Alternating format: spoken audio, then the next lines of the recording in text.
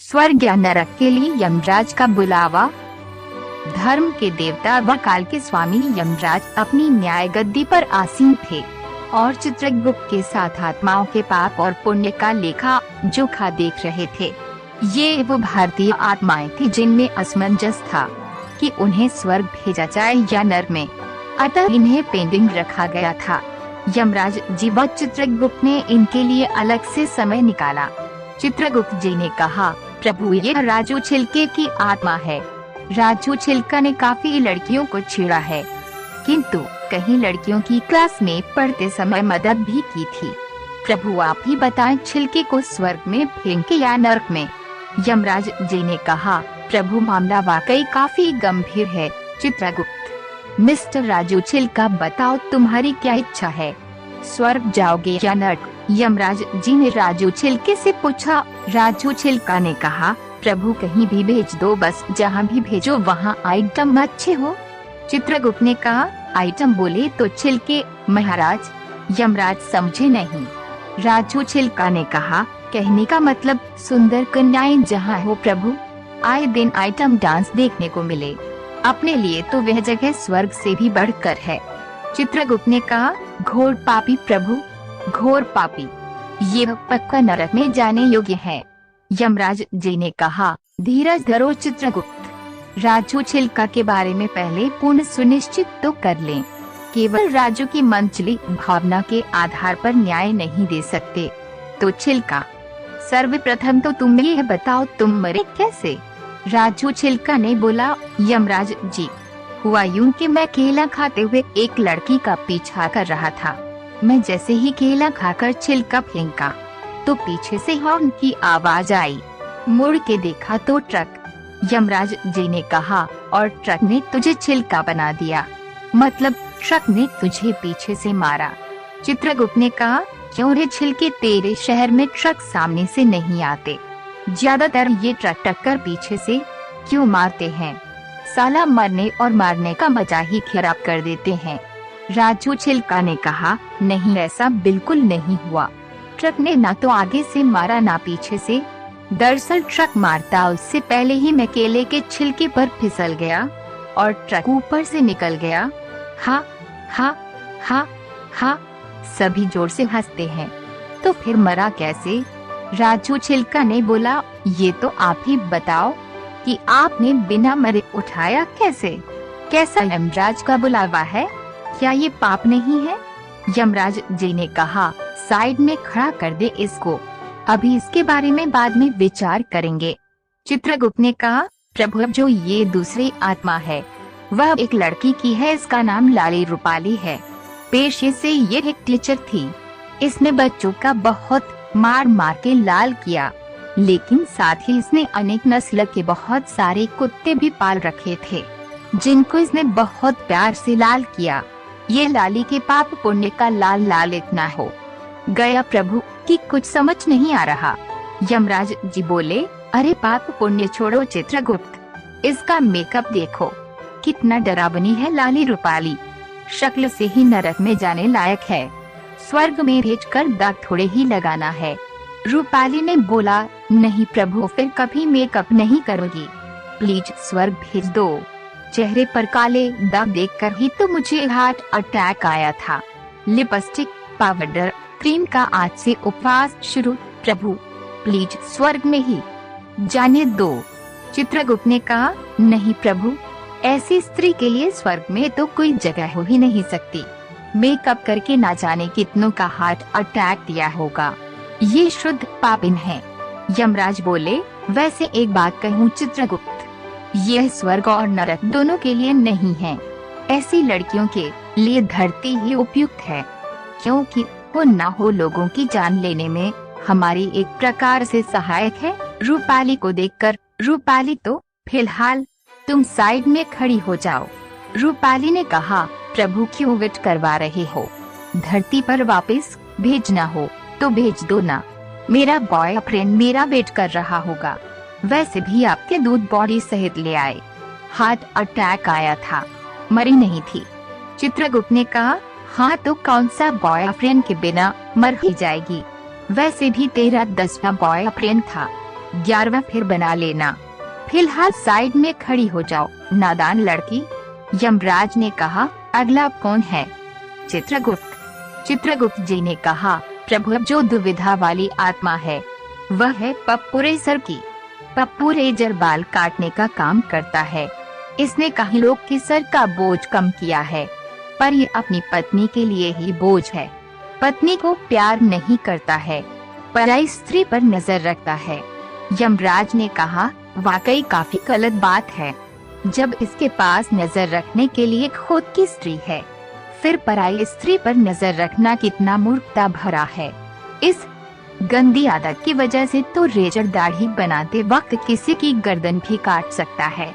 वैसे एक बात बता, तुम मरे कैसे? पप्पूरेजर से पूछा। पप्पूरेजर ने बोला, प्रभु वहाँ एक लड़की थी। चित्रगुप्त ने कहा, घोर पापी प्रभु, घोर पापी। फिर लड़की? मरते वक्त भी पराई स्त्री पर नजर। पप्पूरेजर ने बोला, सुन तो लो प्रभु। यमराज जी ने कहा, हाँ बोलो रेजर। पप्पूरेजर ने बोला, एक लड़की थी प्रभु। एक लड़की? एक लड़की एक लड़की। यमराज जी ने कहा, अरे आगे बोलो, मैं उस लड़की का बाप नहीं हूँ। लड़की थी। पप्पूरेजर ने बोला, हाँ प्रभु वहाँ लड़की नहीं, लड़की का बाप ही था। बस पिताजी को देखा और अब आपको देख रहा हूँ। यमराज जी ने कहा, ठीक है अभी साइड में खड़ा हो जा। चित्रगुप्त, नेक्स्ट कौन है? चित्रगुप्त ने कहा, प्रभु अगली आत्मा है जुगनू मंचला। यमराज ने कहा, हाँ तो कैसे आए जुगनू मंचला?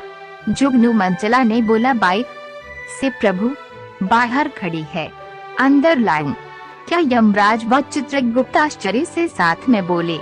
जुगनू मंचला ने बोला, अभी कल ही खरीदी है प्रभु। यमराज ने पूछा, वैसे बता अब कहाँ जाएगा, स्वर्ग या नरक? जुगनू मंचला ने बोला, ना नरक में ना ही स्वर्ग, जुगनू तो जाएगा घर। चित्रगुप्त ने कहा, क्या बोले इडियट, तेरे बाप का राज है। जुगनू मंचला ने कहा, नहीं माँ का राज है, वो इंतजार कर रही है मेरा घर पे। यमराज ने कहा, तो आया क्यों था? जुगनू मंचला ने बोला, अब पूछी ना काम की बात, अब क्या बताऊं, पेट्रोल कितना महंगा हो गया धरती पर, सोचा यहाँ से ले लूं। यमराज जी बोले, अरे चित्रगुप्त कौन है यार, ऐसा कर बांधे इसको इसकी बाइक के साथ। पेट्रोल। जुगनू की तरफ चेहरा घुमाकर, नालायक, यदि पेट्रोल ही होता तो ये देवता लोग काहे को गाय, बैल, शेर आदि पर घूमते, तेरी तरह बाइक से आ जा नहीं सकते थे। हद कर दी मूर्खता की, साइड में खड़ा हो जा, तेरा पहले पोस्टमार्टम करवाएंगे कि तू जिंदा है या मर गया। चित्रगुप्त ने कहा, प्रभु नेक्स्ट आत्मा है, VIP पगला, नाम है इन जनाब का। यमराज जी ने पूछा, हाँ तो विप कैसे मरे रे बाबा? विप पगला ने कहा, प्रभु मुझे मारने वाले जीव का नाम है इसलिए क्योंकि मैं हूँ विप। यमराज जी ने कहा, जा अगले जन्म में बनेगा PIG। विप पगला पूछा, ये क्या होता है प्रभु? यमराज जी बोले, अरे इसका फुल फॉर्म नहीं होता, पे का मीनिंग होता है। वैसे तो शक्ल से लगता है विप, ऐसी घटिया शक्ल विप लोगों की ही होती है। अब देख मत साइड में खड़ा हो जा, विप लोग विट करते हुए मुझे बड़े अच्छे लगते हैं। उसे पहले देवदूत व नरकदूत का आना होता है। देवदूत व नरकदूत बोले, महाराज यमराज को हमारा प्रणाम। यमराज ने भी कहा, प्रणाम महानुभावों, कहो किस उद्देश्य पूर्वक आप यहाँ पधारे हैं? देवदूत बोले, महाराज स्वर्गाधिपति देवराज इंद्र ने ये संदेश भेजा है कि भारत से आने वाली किसी आत्मा को स्वर्ग ना भेजा जाए, उनके रिजर्वेशन का कोटा हाउसफुल हो गया है। यमराज बोले, ये कैसे हो सकता है? देवदूत बोले, ऐसा ही हुआ है प्रभु।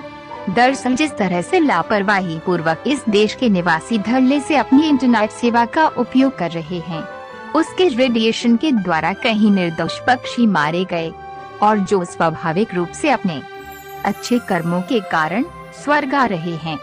ये लोग इतने नादान हैं प्रभु, बेवजह ही अपनी इंटरनेट डेटा ऑन रखते हैं तथा पर्यावरण के प्रति भी बहुत लापरवाही इन्होंने दिखाई है। सरकार के द्वारा प्रयास करने के बावजूद इन्होंने पॉलीथीन बंद पर सरकार का समर्थन करना तो दूर, उसके उपयोग में थोड़ा भी कमी नहीं की। महाराज इंद्रदेव ने ये निर्णय लिया है कि भारत से केवल निर्दोष जीव जंतुओं और पक्षियों को स्वर्ग मिलेगा। वहाँ के लापरवाह मानव में जब तक सुधार नहीं होता तब तक स्वर्ग में भारत के लोगों की परछाई भी ना पड़े। यमराज बोले, वाकई यह तो भारतवासियों के लिए बहुत ही बुरी खबर है। बेचारे, तुम क्या खबर लाए हो नरकदूत? नरकदूत ने कहा, प्रभु, नरक के महाराज शैतान का कहना है कि भारतवासियों के लिए नरक में भी कोई स्थान नहीं है। यमराज बोले, ये क्या? नरकदूत कहा, हाँ महाराज, दरअसल बात यह है कि भारत की सेना के जवान आए दिन इतने आतंकवादी मार रहे हैं कि नरक उनसे ही फुल हो रहा है। अभी तो सुना है कि आतंकी आत्माओं का एक बहुत बड़ा जत्था नरक आ रहा है, और सबसे बड़ी समस्या तो ये है, हर आतंकवादी की आत्मा 72 हूरें मांग रही है। अब इनके लिए नरक में 72 हूरें कहाँ से लाएं? यमराज ने पूछा, तो फिर क्या करते हो? हम नरक की पिशाचियों, चुड़ैलों को ही मेकअप कर करके उनकी इच्छाओं की पूर्ति की कर रहे हैं। अतः नरक का माहौल बीच बीच में प्रेममय बन जाता है, लेकिन मेकअप हटते ही आतंकी धोखा धोखा बोलते हुए चिल्ला उठता है। इसलिए उसके मुंह में खुलता हुआ तेल डालकर जलती हुई सलाखें डालते हैं और फिर गरम तारों से मुंह को बांधकर भट्टी के ऊपर चढ़े गरम तवे पर उसे बैठा देते हैं। लगभग सभी आतंकियों के साथ ऐसा ही हो रहा है और धीरे धीरे अब उनके मुंह से 72 हूरें निकलना बंद हो गया है। यमराज बोले, अति उत्तम, लेकिन अब भारतवासियों का क्या करें? ना ये स्वर्ग के हैं, ना ही ये नरक हैं। यमराज का बुलावा आने के बाद किसी को तो कहीं ना कहीं जाना ही पड़ता है। तब ही वैकुंठ धाम से देवी प्रकट होती है। देवी बोली, प्रणाम महाराज। यमराज ने भी कहा, प्रणाम देवी, कहो क्या संदेश है? देवी बोली, महाराज, प्रभु त्रिलोकीनाथ की ये इच्छा है कि उनके प्रिय देश भारत से किसी को स्वर्ग या नरक में ना भेजा जाए, अपितु वहीं भारत में भटकने के लिए छोड़ दिया जाए। यमराज ने कहा, ऐसा क्यों देवी? देवी बोली, महाराज, भारत के लोग अपने आप में कोई सुधार करना ही नहीं चाहते। आपको तो मालूम ही है, भारत शीघ्र ही पृथ्वी लोक का सबसे बड़ा आबादी वाला देश बनने वाला है।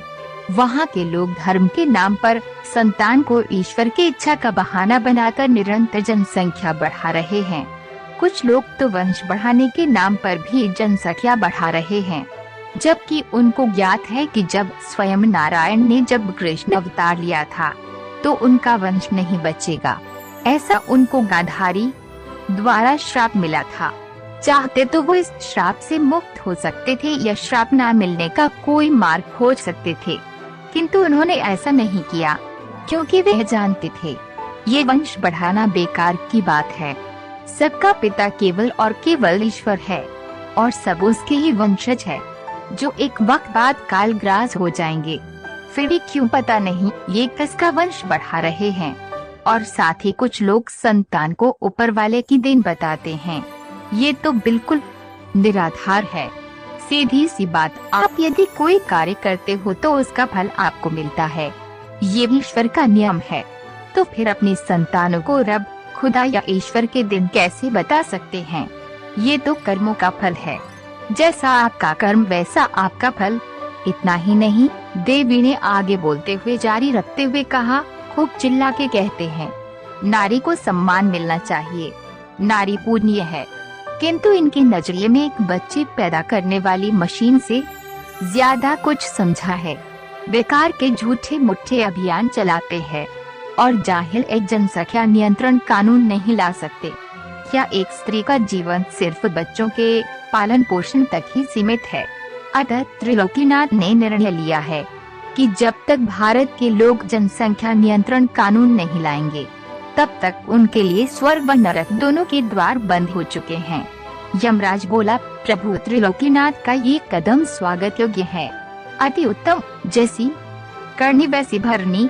चित्रगुप्त, इन छिलका रूपाली, रेजर, मंचला और विप पांचों को धरती पर भटकने के लिए छोड़ दो। वैसे भी इनको पता नहीं कि ये मरे हैं या जिंदा हैं, तो मुझे भी पता नहीं। यमराज। इसी के साथ कहानी का अंत होता है। आपको ये कहानी कैसी लगी? संभव हो तो नीचे कमेंट बॉक्स में अपनी प्रतिक्रिया अवश्य दें।